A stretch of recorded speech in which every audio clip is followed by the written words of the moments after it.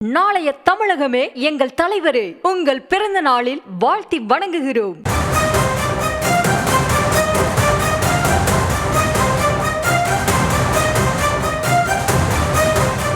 தமிழக வெற்றிக் கழக தலைவர் விஜய்க்கு பாமக தலைவர் அன்புமணி ராமதாஸ் பிறந்தநாள் வாழ்த்து தெரிவித்திருக்கக்கூடிய அண்மை செய்தி வெளியாகி இருக்கிறது. விவரங்களை முடிய செய்தியாளர் ராஜேஷ் வழங்க நாம் கேட்கலாம்.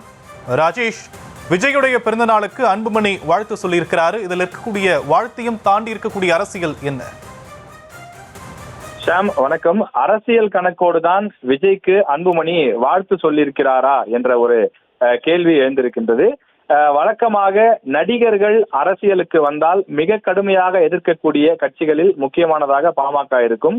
இது விஜயகாந்த் அவர்கள் கட்சி ஆரம்பித்த போதும் சரி, நடிகர் ரஜினிகாந்த் அவர்கள் அரசியல் அறிவிப்பை வெளியிட்ட போதும் சரி, பாமக கடுமையாக எதிர்வினை ஆற்றியிருந்தது. ஆனால் இன்றைக்கு நடிகர் விஜய் அரசியல் கட்சி ஆரம்பித்து ஏறக்குறைய 2 ஆண்டுகளை நெருங்கக்கூடிய சூழலில் தற்போது வரை எந்த இடத்திலும் விஜயை அவர்கள் நேரடியாக தாக்கவில்லை.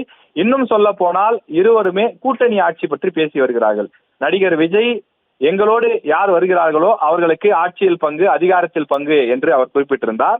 தொடர்ச்சியாக அன்புமணி சொல்லி வருவது, இந்த முறை பாமக இடம்பெறும் அணி அது கூட்டணி ஆட்சி அமைக்கும் என்று அவர் குறிப்பிட்டு வருகின்றார். ஏற்கனவே ஜான் ஆரோக்கியசாமி அன்புமணியோடு நல்ல நெருக்கமாக இருந்தவர். 2016 அவரோடு இணைந்து பணியாற்றியவர். எனவே அந்த அடிப்படையில் இருவரும் கூட்டணி சம்பந்தமாக பேசி வருவதாக சொல்லப்படுகின்றது. இந்த சூழலில்தான் நடிகர் விஜயுடைய அந்த பிறந்த நாளுக்கு மற்ற அரசியல் தலைவர்கள், முக்கிய தலைவர்கள் பிறந்தநாள் வாழ்த்து சொல்லவில்லை என்றாலும் அன்புமணி பிறந்தநாள் வாழ்த்து சொல்லி இருப்பது கவனம் பெறக்கூடியதாக மாறி இருக்கின்றது. அதுவும் வெறும் பிறந்தநாள் வாழ்த்து என்பதோடு நிறுத்தி இருந்தால் பரவாயில்லை. அதில் அவர் குறிப்பிட்டிருக்கக்கூடிய வரிகள், நீண்ட நோயில்லா வாழ்வு பெற்று பொது வாழ்க்கையில் புதிய சாதனை படைக்க வாழ்த்துகிறேன் என்று அவர் குறிப்பிடுகிறார். அதாவது பிறந்தநாள் வாழ்த்து தெரிவிக்க வந்த இடத்தில் அன்புமணி திட்டமிட்டு அரசியலை கலக்கிறார் என்பது புரிந்து கொள்ள முடிகிறது. அதாவது விஜய் பொது வாழ்க்கையிலே புதிய சாதனை படைக்க வாழ்த்துகிறேன் என்று சொல்கின்றார்.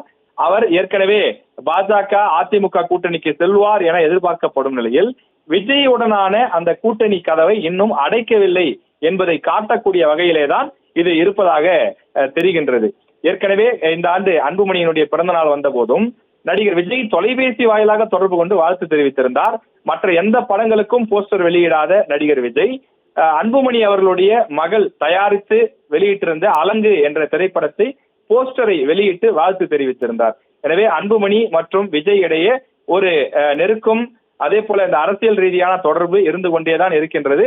பிறந்தநாள் வாழ்த்து என்பதை வெறும் பிறந்தநாள் வாழ்த்தாக கடந்துவிட முடியாது. கடந்த காலங்களில் பாமக ஒரு திருமண அழைப்புதல் கொடுக்க சென்று கூட்டணி பேசிவிட்டு வந்த வரலாறெல்லாம் பல தேர்தல்களில் பார்த்திருக்கிறோம்.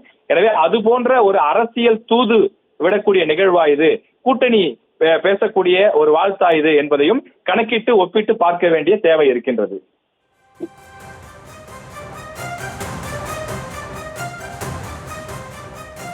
தற்போதைய விவரங்களுக்கு நன்றி ராஜேஷ். நாளைய தமிழகமே எங்கள் தலைவரே, உங்கள் பிறந்த நாளில் வாழ்த்தி வணங்குகிறோம்.